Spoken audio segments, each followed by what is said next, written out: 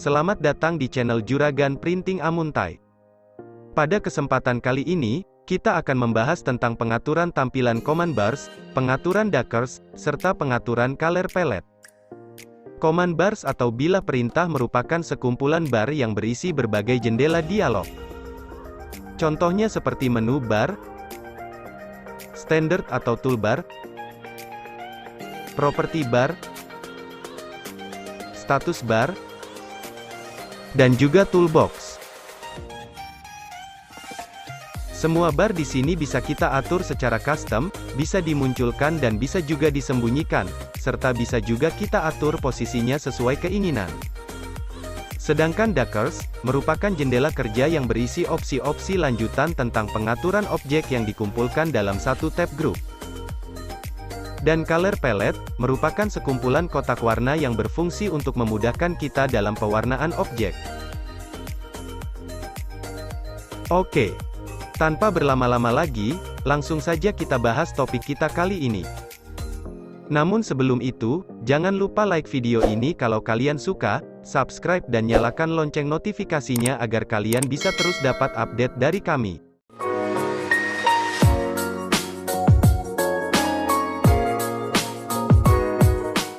Oke, di sini saya akan langsung saja mencontohkan bagaimana cara mengatur command bars. Pertama kita klik menu Tools dan pilih Option. Kita buka tab Workspace dengan cara mengklik icon tanda tambah di sini. Kita buka lagi bagian tab Customization dan pilih menu Command Bars. Nah, di sini kita melihat beberapa command bars yang aktif, yang mana di sini ditandai dengan tanda centang. Beberapa command bars yang aktif di sini merupakan bar-bar standar yang biasanya paling sering digunakan. Sedangkan bar-bar lainnya merupakan bar opsional yang bisa kita aktifkan atau kita sembunyikan saja. Sekarang, kita akan coba menyembunyikan bagian toolbox. Caranya tinggal kita hapus saja tanda centang di sini dan kemudian kita klik OK. Maka di sini sudah kita dapatkan situasi, di mana toolbox yang berada di samping kiri dari layar kita sudah hilang. Kemudian, untuk menampilkannya kembali, kita tinggal lakukan langkah yang sama. Dan kemudian kita centang lagi bagian toolbox, dan secara otomatis, toolbox akan muncul kembali. Kita juga bisa menampilkan atau menyembunyikan command bars ini secara lebih cepat, yaitu dengan mengklik kanan pada area command bars yang kosong. Di sini dapat kita lihat akan muncul opsi-opsi command bars yang dapat ditampilkan ataupun disembunyikan. Selanjutnya, kita tinggal aktifkan atau nonaktifkan saja beberapa jendela command bars sesuai keinginan kita. Jadi, jika di suatu waktu ada salah satu atau beberapa command bars yang hilang tanpa disengaja, kita dapat menampilkannya kembali dengan melakukan cara-cara yang telah saya jelaskan di sini. Jadi, dalam penggunaan CorelDRAW X7 ini, kita tidak perlu panik di saat ada beberapa menu yang hilang.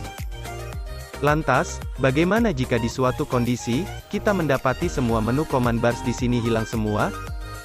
Dan bagaimana cara memunculkannya kembali? Seperti yang saya sudah bilang tadi, kita tidak perlu panik, di sini saya akan jelaskan caranya. Pertama, kita perhatikan dulu pada menu Tools di sini. Di sini kita lihat, bahwa menu Option, itu memiliki shortcut atau tombol pintasan yang tertera di sebelah kanannya, yaitu Ctrl+J. Jadi, di saat menu bar di sini hilang, dan tidak ada satupun command bars yang dapat kita klik kanan untuk memunculkan opsi-opsi command bars, kita tetap dapat mengaksesnya dengan bantuan shortcut tadi. Oke. Di sini saya akan hilangkan dulu semua command bars yang ada. Sekarang kita coba tekan tombol shortcut tadi yaitu tekan tombol Ctrl pada keyboard, dan kemudian langsung saja tekan tombol J. Dan di sini akan langsung muncul jendela Option. Kemudian, langsung saja kita aktifkan lagi menu-menu command bars yang ingin kita aktifkan. Dan terakhir, seperti yang saya jelaskan pada awal video ini, bagian-bagian command bars ini bisa kita atur posisinya sesuai dengan keinginan masing-masing. Namun langkah pertama sebelum mengubah posisi bars-bars ini, kita harus menonaktifkan fitur lock atau kunci toolbars yang ada di sini.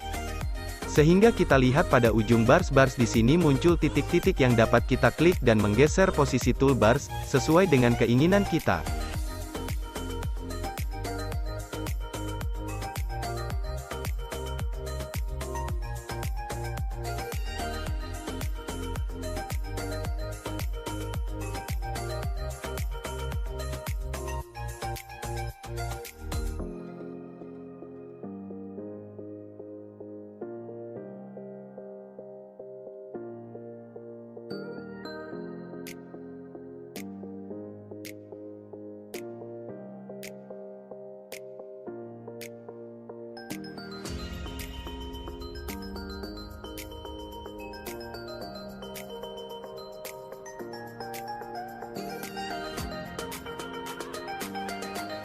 Setelah kita atur posisi-posisi bars-bars ini, alangkah lebih baiknya kita aktifkan kembali fitur Lock Toolbars, agar posisi bars-bars ini tidak akan tergeser posisinya jika seandainya kita salah dalam mengkliknya.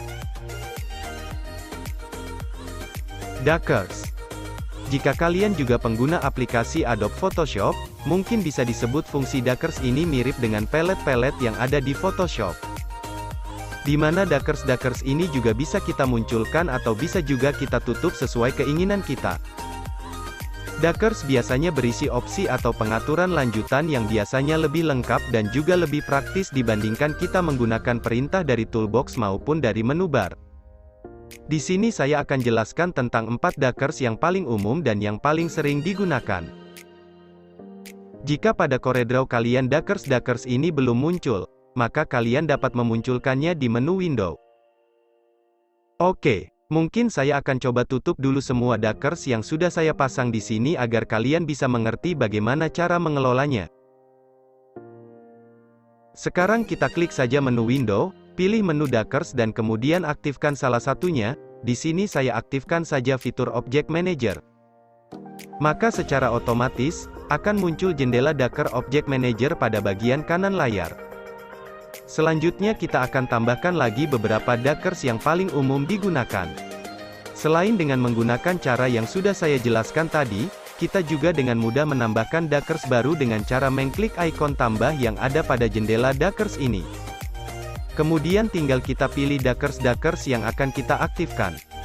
Pertama, di sini saya akan menambahkan Object Properties.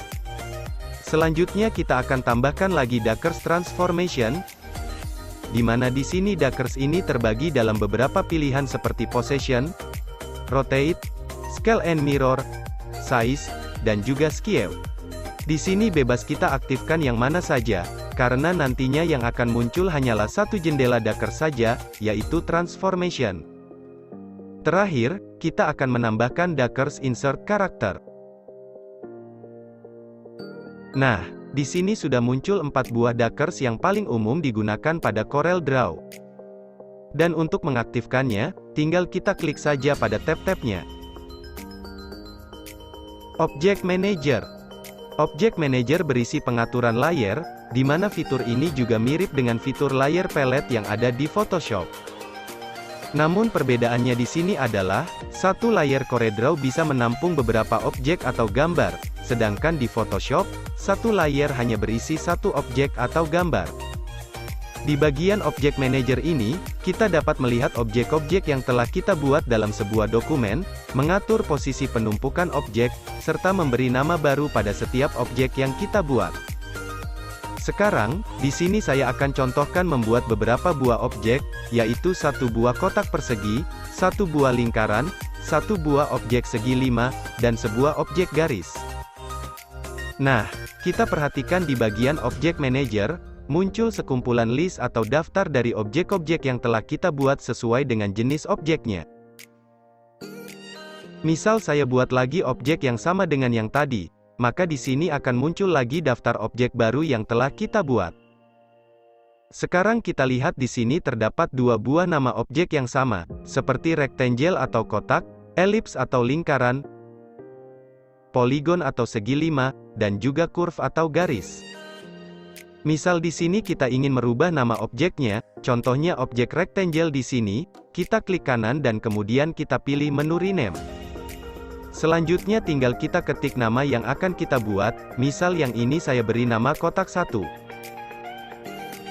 Selain cara tersebut, kita juga bisa menggunakan cara yang lebih cepat, yaitu dengan cara mengklik satu kali pada objek yang ingin kita ubah namanya, kemudian kita klik satu kali lagi sampai muncul kondisi di mana nama objek di sini akan terblok semuanya. Setelah itu, kita ketik saja namanya. Contoh di sini saya beri nama kotak 2. Perlu diingat bahwa cara yang satu ini bukan merupakan double klik cepat, melainkan klik satu kali dulu sampai objeknya aktif, baru klik lagi nama objeknya. Berbeda jika kita langsung double klik atau klik 2 kali secara cepat, maka di sini tidak akan terjadi apa-apa. Sekarang tinggal kita beri nama lagi untuk objek-objek yang lainnya.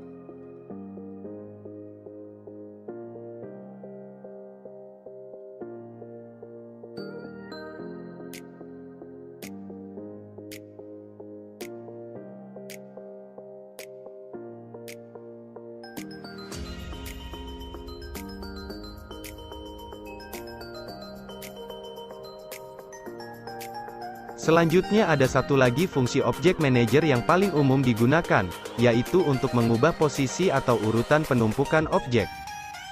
Yang mana akan saya jelaskan secara lebih detail di lain kesempatan.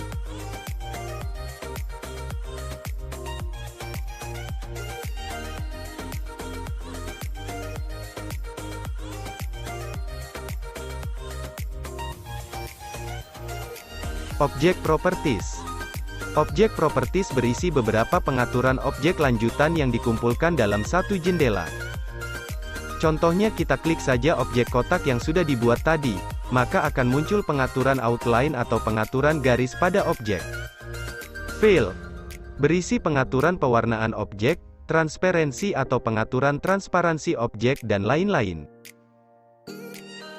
Mungkin pengaturan-pengaturan ini bisa kita akses menggunakan cara lain, misal dengan menggunakan tools. Kita akan mendapatkan hasil yang sama saja, namun akan lebih praktis jika pada Dockers ini pengaturan-pengaturannya sudah terkumpul dalam satu jendela. Transformation. Transformation berisi pengaturan untuk pemindahan, pemutaran, skala dan pencerminan, ukuran, serta pemiringan objek. Yang mana untuk lebih jelasnya akan saya bahas pada konten-konten berikutnya. Insert karakter. Berfungsi untuk memudahkan kita mengambil simbol-simbol atau berbagai karakter yang terdapat dalam font.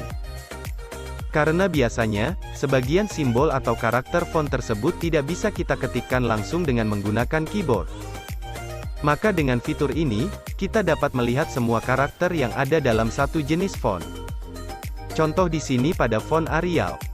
Terdapat banyak karakter atau jenis huruf yang tidak bisa kita masukkan hanya dengan menggunakan keyboard saja, sehingga kita harus menggunakan fitur ini untuk memasukkan karakter tersebut.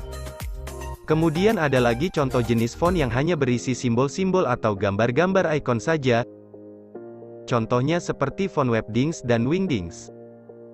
Tentunya kita akan kesulitan jika harus mengambil simbol-simbol ini tanpa menggunakan bantuan Dockers Insert Character.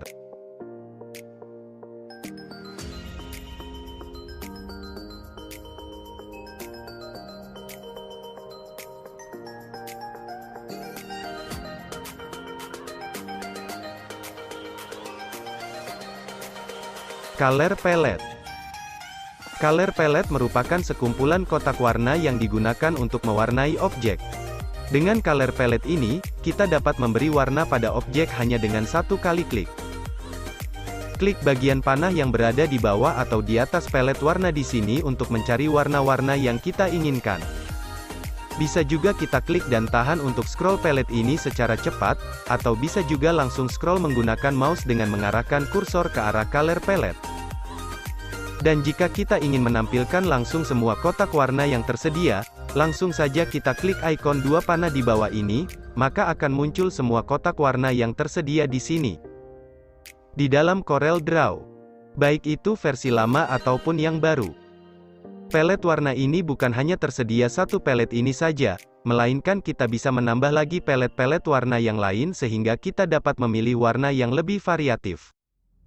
Kita bisa menambahnya dengan membuka menu window, dan pilih menu color palette. Di sini kita lihat pelet warna yang aktif adalah pelet warna default, yang mana ini sama saja dengan pelet warna CMYK. Contoh di sini saya akan tambahkan lagi satu pelet RGB, di mana pelet ini juga lumayan sering saya gunakan untuk membuat sebuah desain grafis.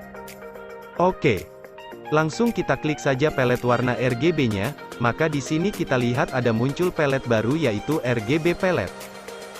Memang sekilas tidak jauh berbeda dengan warna-warna pada pelet CMYK, namun dalam penggunaannya, kedua pelet ini memang berbeda fungsinya, namun keduanya juga sama-sama penting. Di konten berikutnya, saya akan menjelaskan secara detail tentang perbedaan kedua jenis warna ini, jadi terus ikuti channel kami. Oke.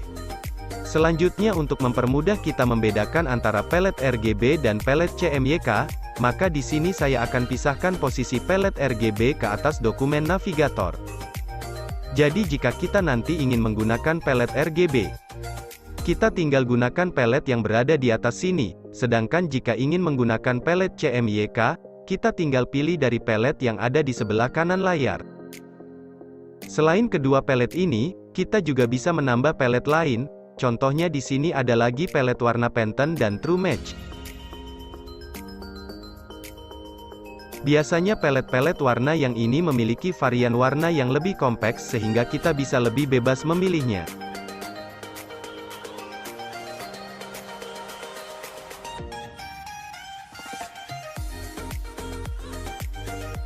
Dan masih ada pelet-pelet warna yang bisa kita download di internet, yang kemudian bisa kita gunakan di dalam CorelDRAW.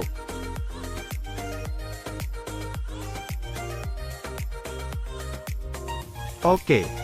Cukup sekian penjelasan mengenai pengaturan command bars, Dakkers, serta color palette pada CorelDRAW X7. Jika ada yang kurang jelas pada video ini, silahkan tulis pertanyaan kalian di kolom komentar. Jangan lupa untuk terus ikuti channel kami dengan subscribe serta menyalakan lonceng notifikasinya. Sampai jumpa di video kami selanjutnya. Terima kasih.